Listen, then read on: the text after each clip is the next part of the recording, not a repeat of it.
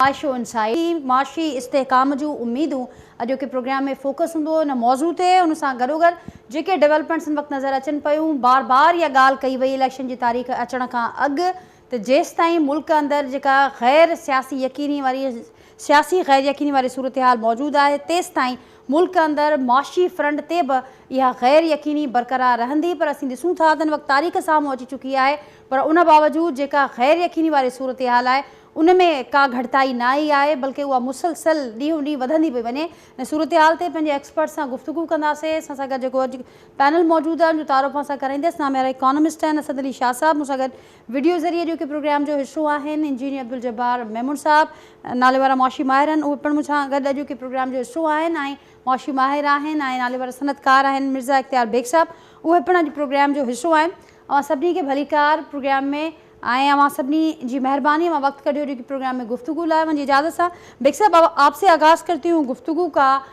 ये सवाल तो ज़रूर मैं आप सबके सामने रखूँगी कि आम इलेक्शंस को लेकर, जनरल इलेक्शंस को लेकर जो उम्मीदें बांधी गई मुल्की मईशत के हवाले से कि मुल्की मईशत का एक बड़ा एक डायरेक्ट लिंक है आम इलेक्शंस के साथ, और जैसे जैसे ये गैर यकीनी वाली फ़िज़ा ख़त्म होगी इलेक्शंस को लेकर एक ऐसी हुकूमत जिसके पास मैंडेट होगा, जिसके पास इख्तियारात होंगे, तो वो बेहतर तरीके से मईशत के मामलात को देख सकेगी। इस पर आने से पहले ये बताइएगा कि जो ये फैसला सामने आया है रिसेंट निगरान हुकूमत का सनती पॉलिसी लाने का, इसको आप कैसे देखते हैं, क्या कहेंगे इस पर? देखिए, पहली चीज़ तो ये है कि निगरान हुकूमत को एक लिमिटेड मैंडेट के साथ एक लिमिटेड वक्त के लिए लाया गया है, लिहाजा वो long term policies long term view नहीं ले सकती। लेकिन ये बात खुशाइंद है कि वो पिछली हुकूमत की पीडीएम की हुकूमत की पॉलिसियों को आगे लेके टो करके सेम डायरेक्शन में लेके जा रहे हैं, और उन्होंने वो तमाम फैसले करे जो पीडीएम की हुकूमत ने सिर्फ इस बुनियाद पे कि ये गैर मकबूल फैसले होंगे जिनसे उनका वोट बैंक मुतासिर हो सकता है, नहीं लिए थे। गैस की कीमतें बढ़ाई 193%, ये इसने अपना स्पेशल इन्वेस्टमेंट फैसिलिटेशन काउंसिल जो पीडीएम के वक्त में तश्कील दी गई थी, तमाम लेजिस्लेटिव पावर्स उसको दिए और उसको पार्लियामेंट ने पास किया था, काबीना ने पास किया था।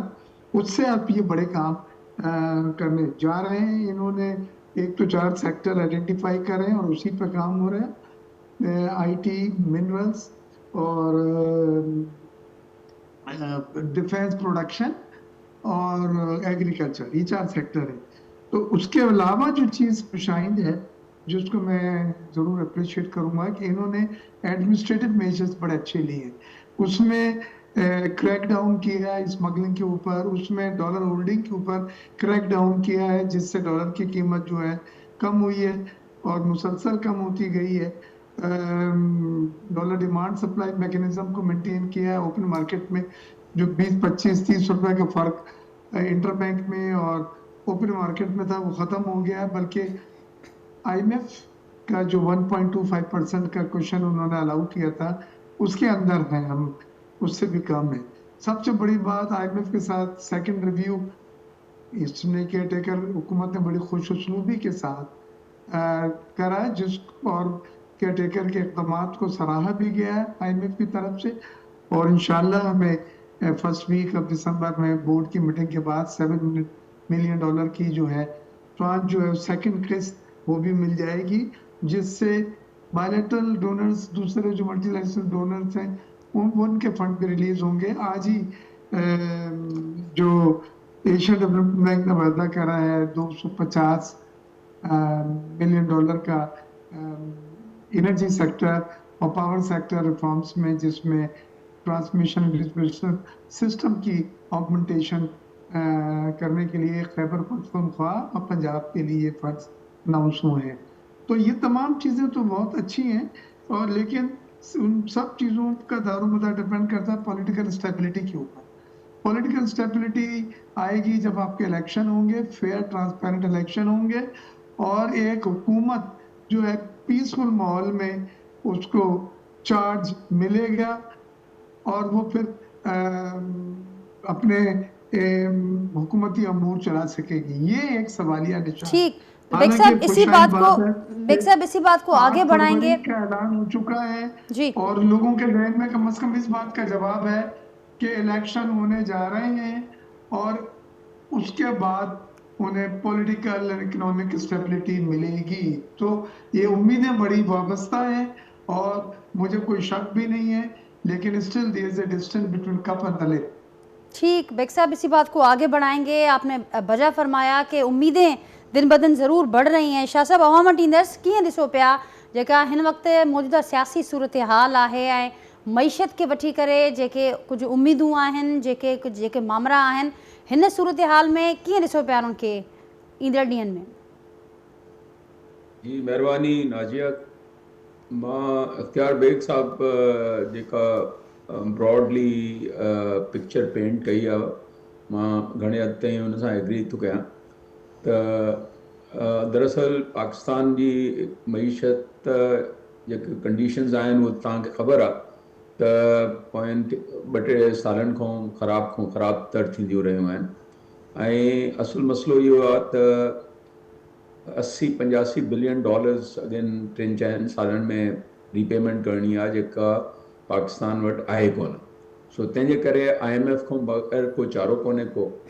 ऐं IMF प्रोग्राम जेको पोई हुकूमत में काफ़ी अनसर्टन रहियो ऐं को 8-9 महीना जेको आहे उनजे करे काफ़ी प्रॉब्लम्स थींदा रहिया। त हिन केयरटेकर गवर्नमेंट खे इहो ज़रूरु क्रेडिट वञे थो त हिननि जेके बि कंडीशनैलिटीज़ आहिनि प्रोग्राम जूं तक़रीबन मीट कयूं आहिनि, बावजूदि हिनजे जो हे केयरटेकर गवर्नमेंट आहे ऐं कुझु डिफ़िकल्ट डिसीशंस बि कया आहिनि जेके ज़रूरी आहे। ऐं उन सां मां सम्झां थो त थोरी ज़ाहिर आहे अनसर्टनिटी पंहिंजी जाइ ते आहे ऐं डिफ़िकल्टीज़ आहिनि। इन्फ्लेशन, गैस प्राइस जेको इंक्रीज़ थी आहे तमामु ज़रूरी हो, पर उनजे करे ज़ाहिर आहे उनजे करे महांगाई अञा वधी वई आहे हिन महिल।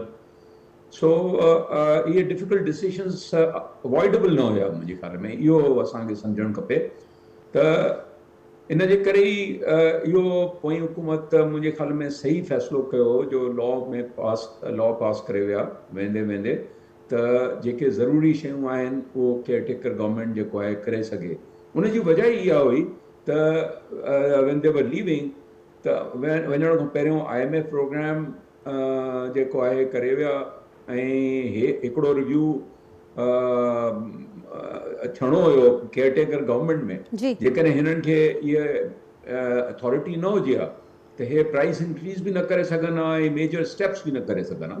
सो we have to appreciate and understand त जेका असांजी सूरत हाल आहे इन में रिफॉर्म खे जेको ज़रूरी रिफॉर्म आहे उनखे डिले नथो करे सघे ऐं असांखे एक्सटर्नल फ्लोस खपनि, असांखे इंटरनेशनल फाइनेंशियल इंस्टीट्यूशन सां डील करण जे लाइ कमिटमेंट्स खपनि। इहो जेकॾहिं कानून न पास करे करनि हा त पाकिस्तान डिफॉल्ट करे वञे हा। सो इहो सम्झण जी ज़रूरत आहे त घटि में घटि हिन गवर्नमेंट जेको आहे इहे स्टेप्स वरिता आहिनि जो पाकिस्तान डिफॉल्ट न कयो आहे ऐं ही स्टैंड बाय एग्रीमेंट जेका आहे, जेका शॉर्ट टर्म एग्रीमेंट आहे उहा IMF जी उन जूं कंडीशनैलिटीज़ पूरियूं कयूं आहिनि ऐं उमेदु आहे त असांखे $700 मिलियन जी किस्त बि मिली वेंदी।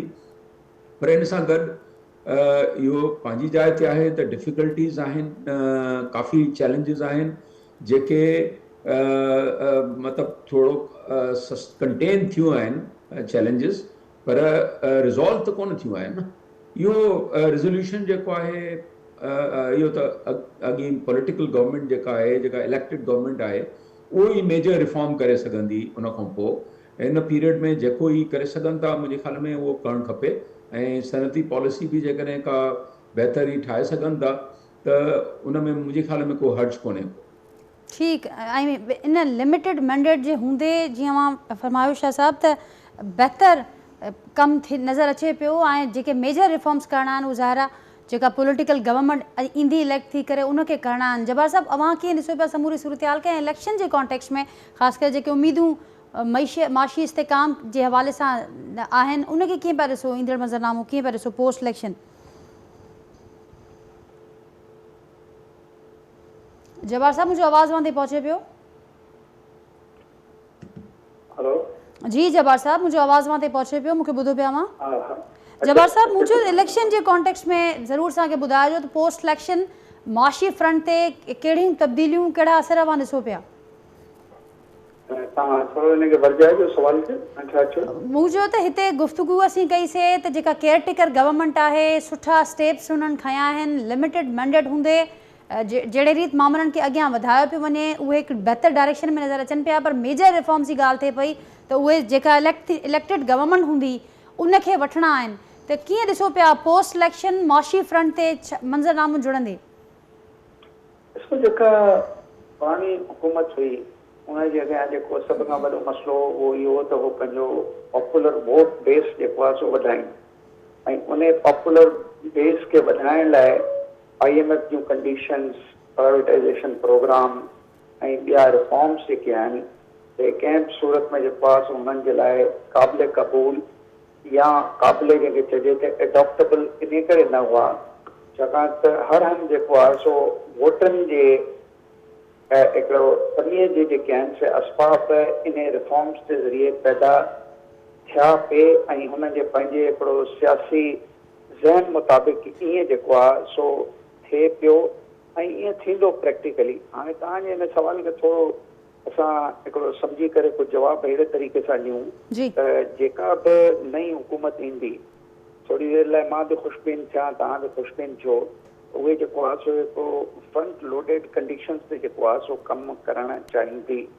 छाकाणि त उन जे अचण खां पोइ पहिरीं ॻाल्हि त असां ॾिसूं त इहे जेके बि असर आहिनि हिन वक़्तु IMF नेगोशिएटेड जेके बि ॻाल्हियूं आहिनि, कंडीशन्स आहिनि, हीअ जेको आहे सो प्राइस एडजस्टमेंट थियूं आहिनि, फुल रिकवरी बेस जेको आहे सो हिकिड़ी पॉलिटिकल इकोनॉमी ऑफ एनर्जीअ में हिकिड़ी फिलोसफी न प्रैक्टिस इंट्रोड्यूस थी वई आहे त 3000 अरब जी बिजली आहे त तव्हां 1700 अरब रुपया छो था रिकवर कयो। जेकॾहिं गैस जे मामले में जेकॾहिं 193% जूं ॻाल्हियूं जेके आहिनि से जेके थियूं आहिनि ऐं प्रैक्टिकली उन में जेको आहे सो हिकिड़ो वाधारो आयो आहे।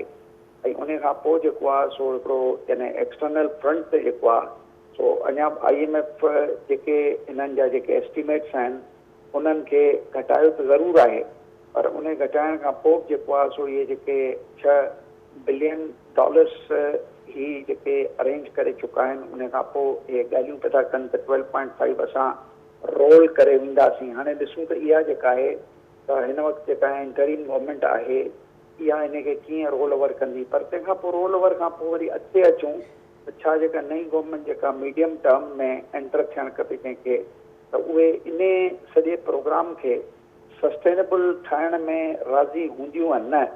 मुंहिंजे पंहिंजे ख़्याल में त हिते जेका बि पॉलिटिकल सिनारियो पियो थो नज़र अचे उन में माण्हुनि जे मथां या वोटर्स जे मथां जेको आहे सो हेल ताईं जेका बि हिकिड़ी महांगाई जे सूरत हाल में ऐं हिकिड़ी नॉन अफोर्डेबिलिटी जे सूरत हाल में, अनएम्प्लॉयमेंट जे हवाले सां सूरत हाल में हिकिड़ो इवन जेके चइजे त मीडियम एंटरप्राइज़िस या स्मॉल एंटरप्राइज़िस खे 22 खां वठी माइक्रो फाइनेंसिंग में 30% ताईं जेको आहे सो जेकॾहिं हिकिड़ी लोड जेके चइजे त व्याज ते वरितल पैसा जेको आहिनि उन में कंहिं क़िस्म जी का फिज़िबिलिटी त ठहंदे कोन थी नज़र अचे। त इहे सभु ॻाल्हियूं जेकॾहिं असां साम्हूं रखियूं ऐं उन खां पोइ थोरी देरि लाइ जेकॾहिं IMF जूं जेके बि यानी गवर्नमेंट ऑफ पाकिस्तान जे अंग नखरनि ते IMF जेको आहे सो उन जी बरक़रारियत खे क्वेश्चनेबल ठाहियो ऐं पाकिस्तान खे जेको आहे सो एक्सपोर्ट जे हवाले सां हिकिड़ी फिगर IMF हाणे ॾिनी आहे, इम्पोर्ट्स जे हवाले सां उहा तक़रीबन $3 बिलियन जे नज़दीक आंदी अथई ऐं इम्पोर्ट जे हवाले सां जेका पहिरें IMF फिगर रखी हुई ऐं हिकिड़ो जेको डेफिसिट हो 6.5 जो जेको हुकूमत जेको आहे सो IMF खे हिन सॼे सूरत हाल में जेके गुफ़्तगू हली पए उन में इनखे घटि कयो, पर IMF उनखे बि घटि करण ते क़बूलियत न ॾेखारी ऐं वापसि उन मां सिर्फ़ु इहे $700 मिलियन कटे करे हिकिड़ी फिगर साम्हूं आई आहे। हाणे जेसिताईं ग्रोथ जो तालुको 3.5 खां वरी हिकिड़ो रिवाइज त न थियंदुसि, पर पहिरें बि अॻु कथी जेका आहे सा Asian development bank and world bank कई हुई त सूरत हाल ओवरऑल हिकिड़ी इकोनॉमिक ग्रोथ रिलेटेड जेके आहिनि उहे नज़र कोन पई थी अचे। पर हाणे तव्हां चओ था त माशी हवाले सां जेकॾहिं के चङियूं ई शयूं थियूं आहिनि त माशी हवाले सां मुंहिंजो ख़्याल असां ॻाल्हियूं न कयूं। असां इहो चऊं त थोरो घणो हिन SIFC जे करे हिकिड़ो यानी डॉक्ट्राइन ऑफ नेसेसिटी तहत जेको आहे सो कुझु रिफॉर्म्स असांखे नज़र अचनि वेठा। हाणे ॾिसो जेकॾहिं IMF इहा ॻाल्हियूं करे वेठी त हिकिड़ो डेवलपमेंट बजट जेको आहे उहो ठाहे वेठो, प्लानिंग एंड डेवलपमेंट हिकिड़ो बजट जेको आहे करंट एक्सपेंडिचर रिलेटेड जेको आहे उहो ठाहे वेठी मिनिस्ट्री ऑफ फाइनेंस। ॿिए पासे जेकॾहिं स्टेट बैंक जेका आहे सा हिकिड़ो फिस्कल कंसोलिडेशन खां परे रही करे जेको हिकिड़ो cost push and supply constraint ऐं हिकिड़ो डिवोल्यूशन बेस इन्फ्लेशन आहे उनखे मुंहुं ॾियण लाइ जेकॾहिं रेट्स वधाए वेठी त इन में नज़र त ईअं वेठो अचे त जेके बि असांजे पासे ते नेगोशिएटर आहे उन्हनि सवाइ पंहिंजे अंगनि अखरनि में कोई तब्दीली आणे पाण खे बहितर ज़ाहिर करण जी कोशिशि खां अलावा का अहिड़े क़िस्म जी जेका आहे सा स्ट्राइक इन नेगोशिएशन में न आंदी। मूंखे चङी तरह यादि आहे त डार साहिब सां जेका आख़िरी हिकिड़ी मुलाक़ात थी जंहिंमें कलाक खनि जॾहिं जी मुलाक़ात हुई जंहिंमें मूंखे हिकिड़ो अधु खनि कलाक टाइम मिलियो तमामु काफ़ी। उन में मुंहिंजो ख़्यालु इहो हो त IMF में 26 क़िस्म जूं स्पेशलिटीज़ जेके आहिनि से इन सॼे पाकिस्तान जे मामलनि में कमु कनि थियूं। उन्हनि 26 स्पेशलिस्टनि खे रिड्यूस करे इहे 4-5 माण्हू जेके अचनि वेठा इहे हिकिड़ो कंप्लीटली उहो होमवर्क वेठा आणीनि जेको असां वटि आहे ई कोन। छाकाणि त असां वटि स्टेटिस्टिक्स जेके आहिनि उहे शकी आहिनि, अञा बि असां पंहिंजे स्टेटिस्टिक्स जे बारे में मुतमइन न आहियूं। जॾहिं उहे अचनि था ऐं उहे अची हिन जेनरिक ब्यूरोक्रेसी सां वेहनि था मुंहिंजे पंहिंजे ख़्याल में त हिकिड़ी विन विन सिचुएशन जेका आहे सा ठहण जा इम्कानात न आहिनि। पर हिकिड़ी गवर्नेंस रिलेटेड जेकॾहिं इशूज़ जूं ॻाल्हियूं कयूं त SIF जे करे हिकिड़ो बार ज़रूरु पियो आहे त थोरा हिकिड़े जेके चइजे त कुझु speedier, not all that speed, पर कंहिं स्पीडियर ज़रिए हिकिड़ी जेका आहे सा रिस्पॉन्सिबिलिटी खई पई थी वञे डिसीशन मेकिंग जे हवाले सां।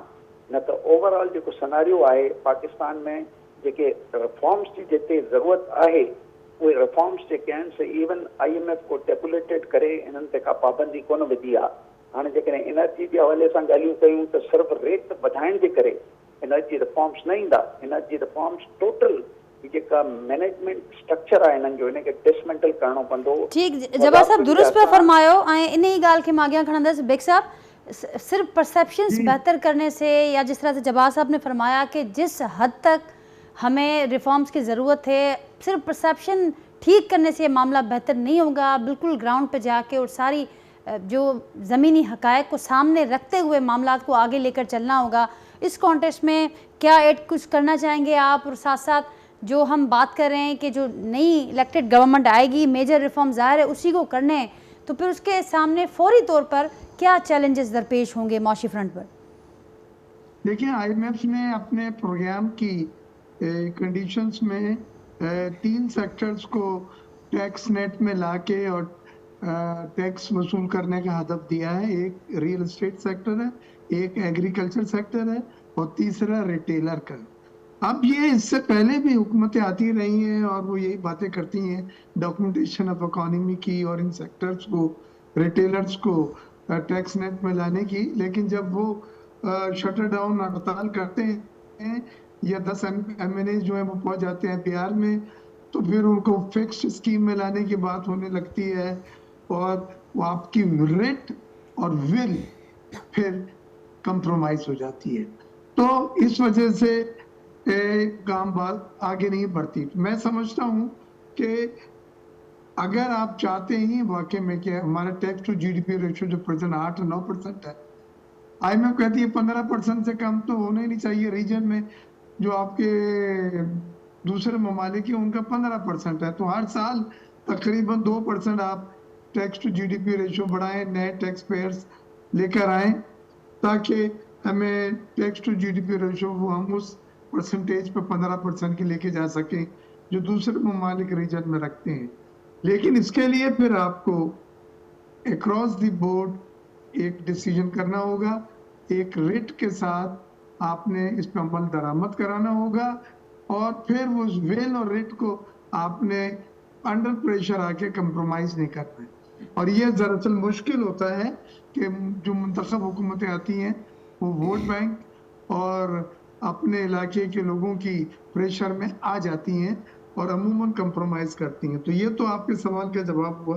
कि ये चैलेंज बिल्कुल मिलेंगे, लेकिन इन चैलेंजेस को आपने जब तक हल नहीं करेंगे, डॉक्यूमेंटेशन ऑफ इकोनॉमी नहीं होगी, तो आपका टैक्स निज़ाम में इस्लाहत नहीं हो सकती। ठीक अभी आपका टैक्स निज़ाम जी में बहुत डिफेक्ट्स हैं, बहुत खराबियां हैं। मिसाल के तौर पे आपका डायरेक्ट टैक्स जो है वो 40% मुश्किल ले रहे हैं, और इनडायरेक्ट टैक्सेस अब 60% टोटल टैक्स रेवेन्यू का पहुंच गया है।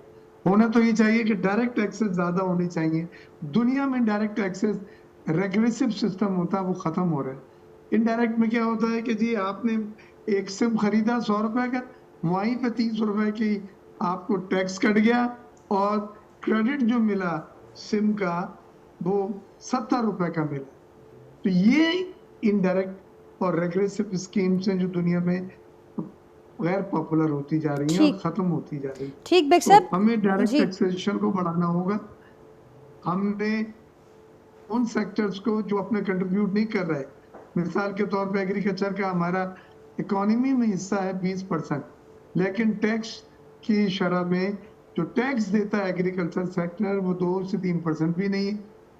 तो ये एक मुतवाजन जितना रेशो है आपका इकोनॉमी में, उसके हिसाब से आप टैक्स नहीं दे रहे, लेकिन इंडस्ट्री में जो टैक्स टू जीडीपी में इसका हिस्सा है तकरीबन वो भी 20% है, लेकिन इंडस्ट्री जो टैक्स देती है वो 60, 65, 70% तक टैक्स उससे चार्ज हो। इसके माने इंडस्ट्री ओवरबर्डन है और गैर मुकाबलती बनती जा रही है। तो ये तमाम वो चीजें हैं जिनको मैं समझता हूँ रिफॉर्म्स की मद में वंस फॉर ऑल आपको हल करना होगा। 2 सेक्टर के रिफॉर्म मस्ट है अगर आपने बचना है, अगर आपने जी रिवाइव करनी है इकोनॉमी को। एक टैक्स रिफॉर्म्स जो मैंने ये बातें की, जी और दूसरा एनर्जी रिफॉर्म्स। एनर्जी रिफॉर्म्स इससे ज्यादा खतरनाक है। आपका गर्दिशी कर्जे जो है वो तकरीबन 400 अरब रुपए के पहुंच चुके हैं, पावर के और गैस के, और वो बढ़ते जा रहे हैं। पॉइंट टेकन और बेग आपको साहब, हर टैक्स बार रिफॉर्म्स की कीमतें आपने कम। बात की, आपने एनर्जी रिफॉर्म्स की बात की, और इन में सारे रिफॉर्म्स के हवाले से जब जो बातें जवाब साहब ने कही, शाह साहब अवाम वटि खणी ईंदसि, तव्हां केतिरो एग्री कयो था हिन ॻाल्हियुनि सां, ऐं ॻाल्हि थी त रुगो परसेप्शन्स बहितर करण सां कमु न हलंदो, असांखे ग्राउंड रियलिटीज़ खे साम्हूं रखी करे फ़ैसिला बि वठणा पवंदा, पॉलिसीज़ बि ठाहिणी पवंदियूं।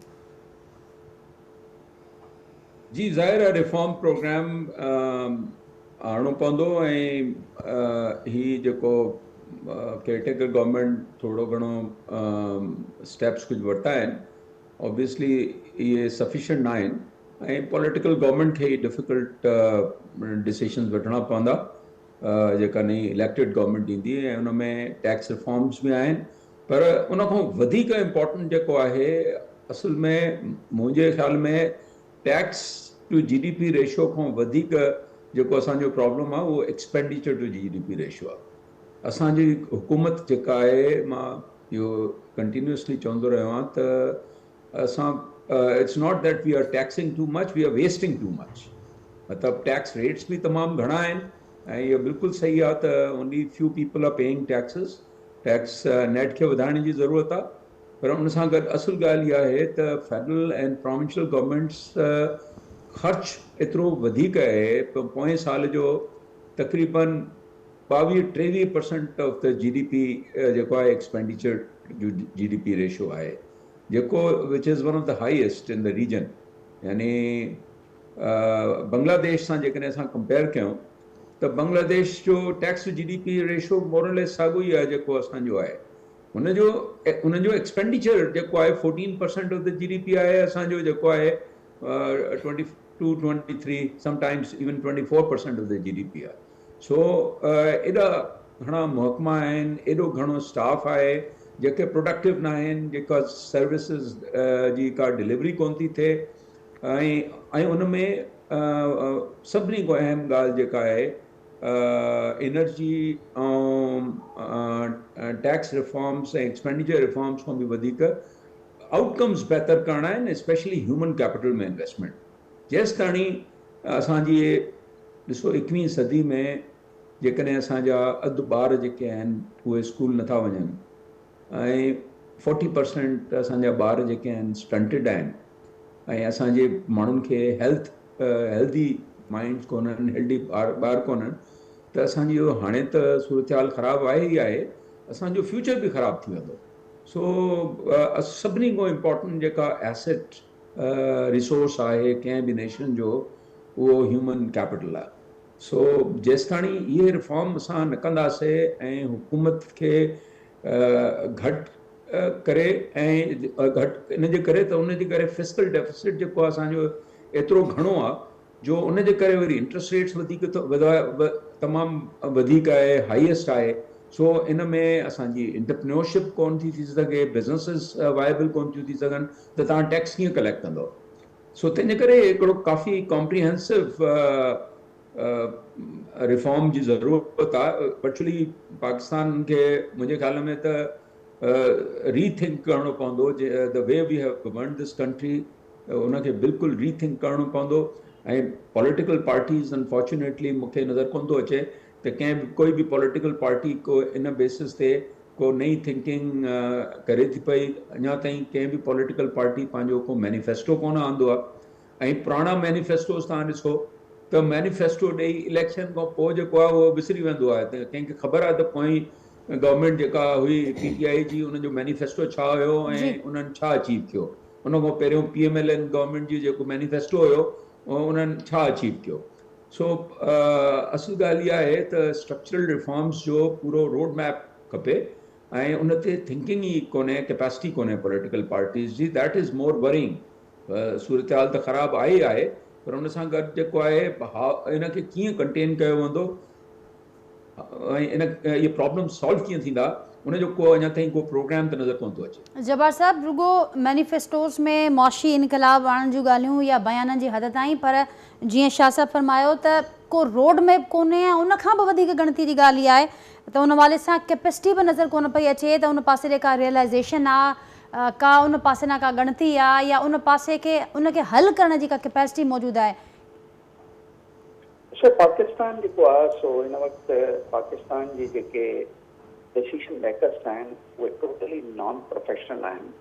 मुंहिंजे पंहिंजे ख़्याल में IMF जेका आहे सा तमामु हिकिड़ो डिसेंट लैंग्वेजिस में इहे ॻाल्हियूं करे वेठी, पर जेको आहे सो हुनखे ओपन जेको आहे सो लैंग्वेजिस में जंहिंमें तव्हां ऐं असां ॻाल्हायूं था, इहे ॻाल्हियूं आम माण्हू खे सम्झाइण जी ज़रूरत आहिनि।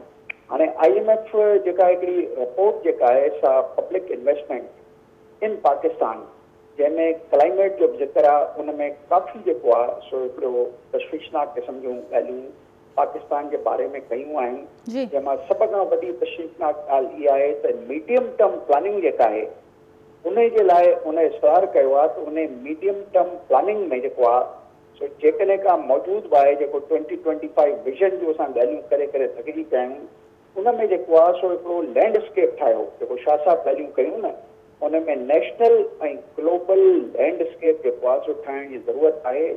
छाकाणि त पाकिस्तान में जेको हिकिड़ो क्लाइमेट वल्नरेबिलिटी जेका पैदा थी चुकी आहे, ख़ुदि IMF पंहिंजे इन रिपोर्ट में पाकिस्तान खे इहो वर्जायो आहे त पाकिस्तान खे $2 अरब खां वधीक जेको आहे सो नुक़सानु थींदो रहंदो जेको साल 2000 खां आहे।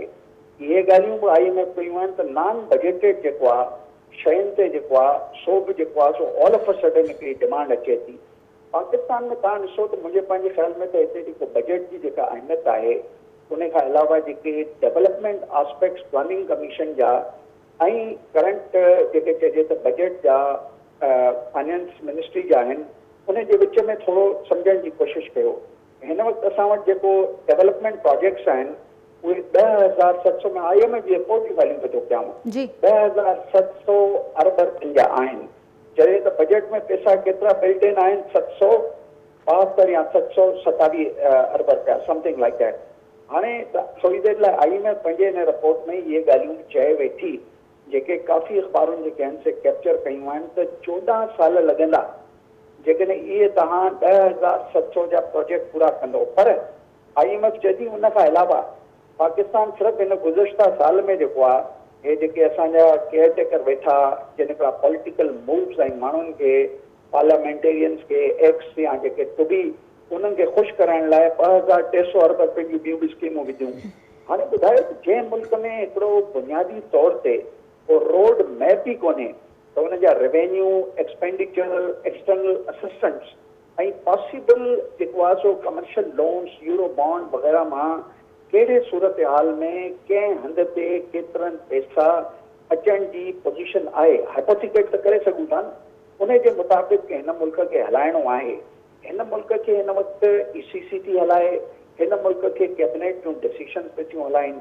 ॿुधायो न मूंखे हिते मुंहिंजे पंहिंजे ख़्याल में त बजट साल में हिकिड़े दफ़ा अचे थो, पर घटि में घटि 50 भेरा फिस्कल रिलेटेड इशूज़ ते ॻाल्हि अचे थी। हाणे चोरी जे लाइ शाह साहब हिते वेठो आहे, मूंखां वधीक जेको आहे सो कॉन्स्टिट्यूशन सां हुनखे मोहबत आहे, मूंखे बि मोहबत आहे, पर हुनखे तमामु घणी मोहबत आहे।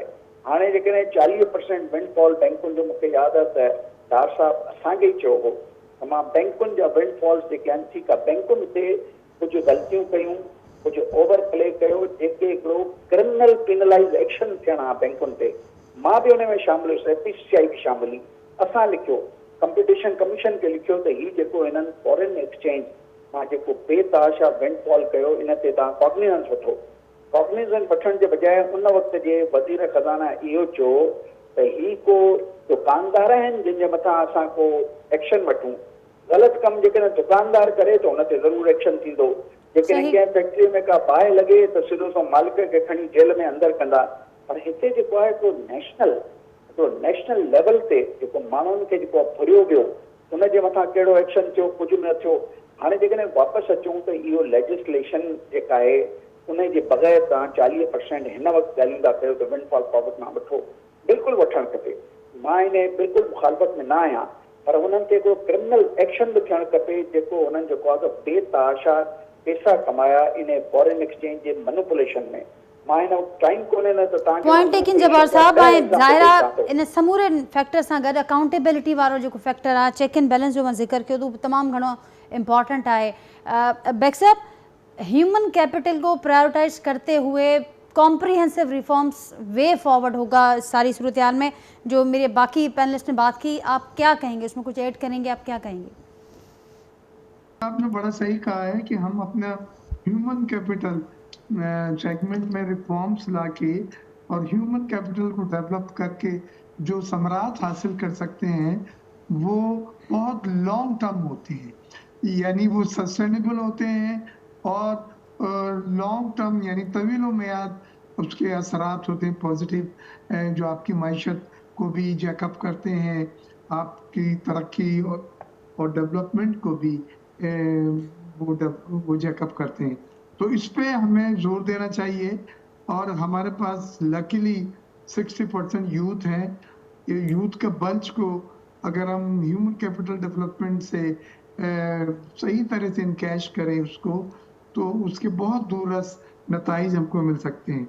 यहाँ पे मैं एक बात जरा सा और बतला दूं कि हमारी ये जो IMF का एग्रीमेंट साइन हुआ है, इससे 2 या 3 दिन में बॉन्ड्स की हमारी वैल्यू जो है वो $4 बढ़ गई है। 2036 के बॉन्ड भी बढ़े हैं, 2026 के, 2024 के, और लोगों का एतमाद आ रहा है कि जी पाकिस्तान के जो कमिटमेंट हैं, ये जो बॉन्ड्स हैं, ये वक्त पे होंगे, इनका मार्कअप पे होगा। तो कहने का मेरा मकसद है कि अगर पॉलिटिकल स्टेबिलिटी, माशी बहाली आती है तो वो अक्रॉस द बोर्ड वो फिगर होती है और ट्रांसफॉर्म होती है। और आपने ये देखा कि कैपिटल मार्केट तो बड़ी 57,400 की नफसियाती हद क्रॉस कर ली, विच इज अनप्रेसिडेंटेड।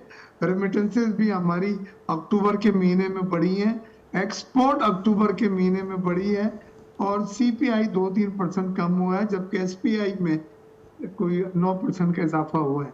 लेकिन आप हर लिहाज से ये कह सकते हैं कि हमारी एक्सपोर्ट बढ़ने की वजह यह है कि सप्लाई चेन बेहतर हुई है, और डॉलर की जो मसले थे LC खुलने में वो दूर हुए, और LCs खुल रही हैं, तो अब एक्सपोर्ट पे उसका असर पड़ रहा है।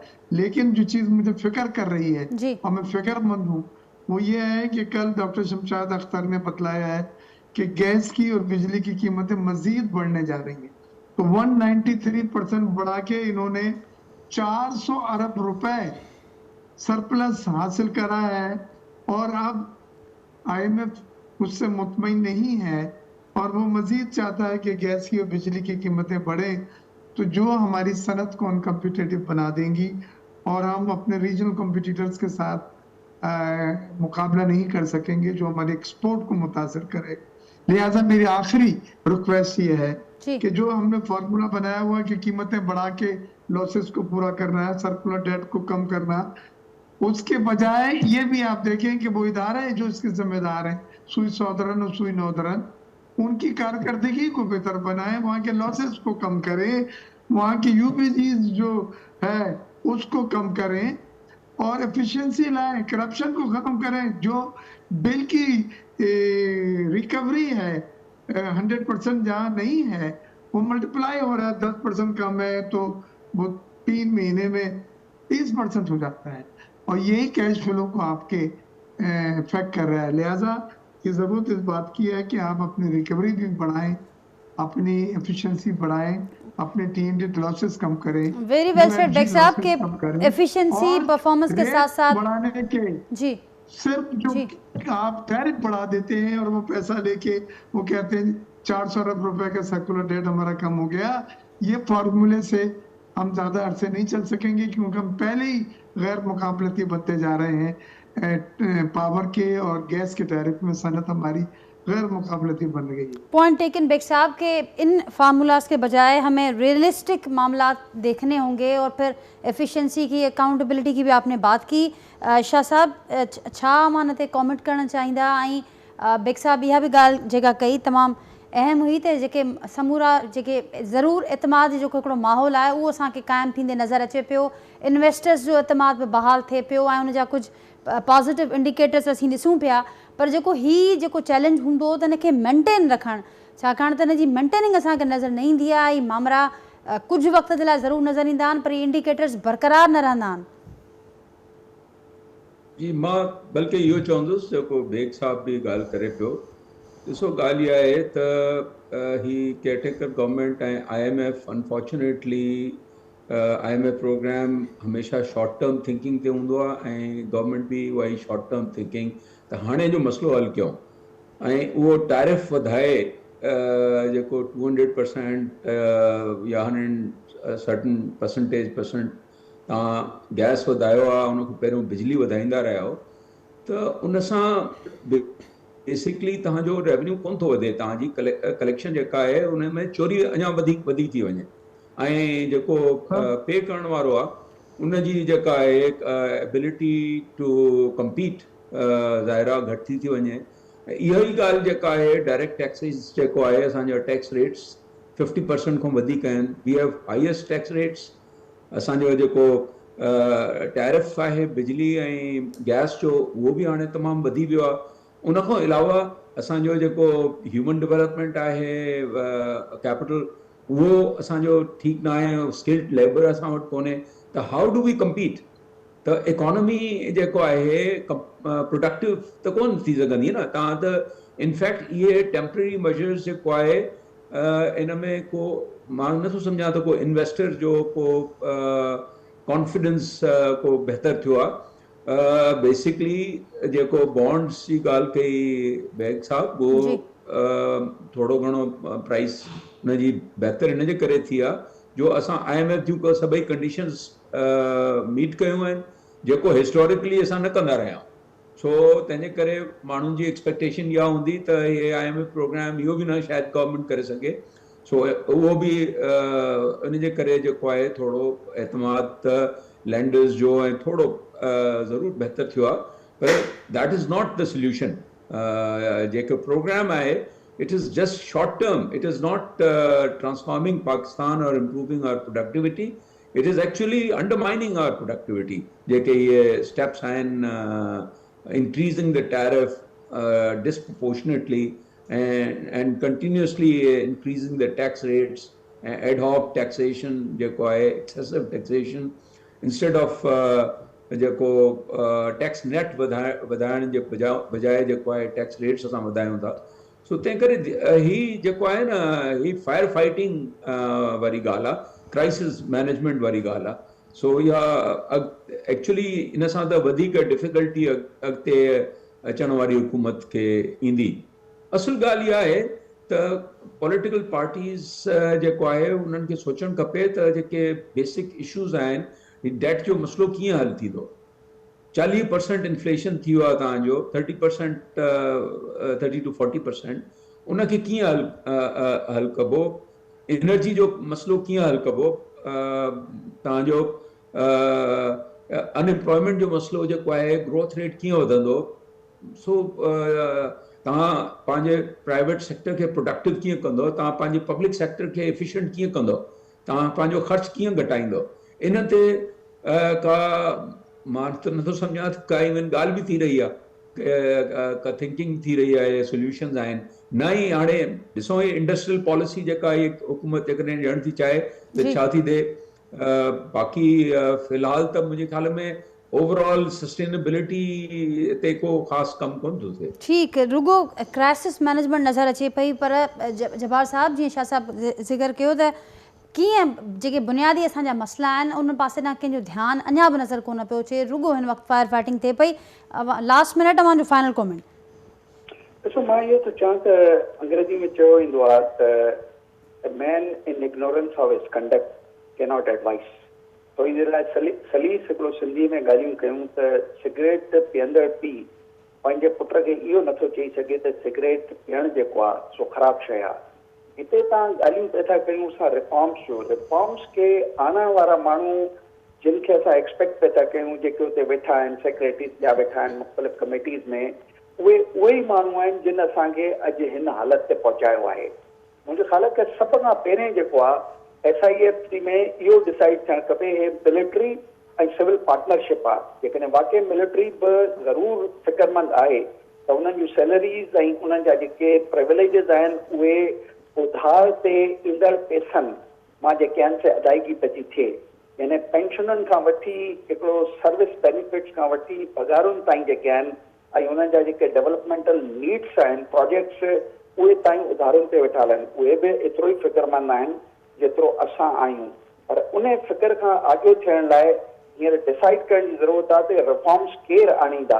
ॾिसो, मां त 20-22 प्रोग्रामनि में सभ खां जेका आहे मूंखे फ़िक्रमंद ॻाल्हि इहा नज़र ईंदी आहे त आख़िर उहे कहिड़ा रिफॉर्म्स आहिनि जिन खे IMF खे खपे त टेबुलेट करे ॾे, या IMF पंहिंजे हिकिड़ी नैरेटिव हिकिड़े प्रेस रिलीज़िस में या स्ट्रक्चरल रिपोर्ट्स में जेके ॻाल्हियूं करे वेठी, they have to be tabulated. उन्हनि में KPIs विधा वञनि त ही रिफॉर्म अचिणो आहे पावर सेक्टर में, ही रिफॉर्म अचिणो आहे गैस सेक्टर में, ही रिफॉर्म अचिणो आहे इकोनॉमिक मैनेजमेंट में, ही रिफॉर्म अचिणो आहे असांजे प्लानिंग डिवीजन में, ही रिफॉर्म अचिणो आहे फाइनेंस मिनिस्ट्री में। कंसोलिडेशन ऑफ ऑल इशूज़ उहा अॻिते हली उन में टाइम फ्रेमवर्क हुअणु खपे ऐं उहो KPIs जे बेसिस ते हुजे। नथो केरु करे सघे, शुड बी आउट, ॿियो माण्हू हुन में एंटर थिए। पर हे माण्हू जेके हिकिड़ी जनरल ब्यूरोक्रेसी जा हिसा आहिनि, ये रिफॉर्म्स नथा आणे सघनि। Nazia, thank you so much Jabbar sahab, think very well said. Asad Ali Shah sahab, thank you so much. Doctor Mirza Ikhtiyar Baig साहब, अवां जी बि वरी महिरबानी। नाज़रीन, गुफ़्तगू मां ॿुधी तमामु अहम ॻाल्हियूं थियूं, एक्सपर्ट्स थियूं, ऐं उन हवाले सां पंहिंजे फीडबैक असांखे ज़रूरु आगाह कजो। वरी जल्द तव्हां सां मुलाक़ात कंदासीं, तेसिताईं ॾींदा इजाज़त। अल्लाह हाफ़िज़।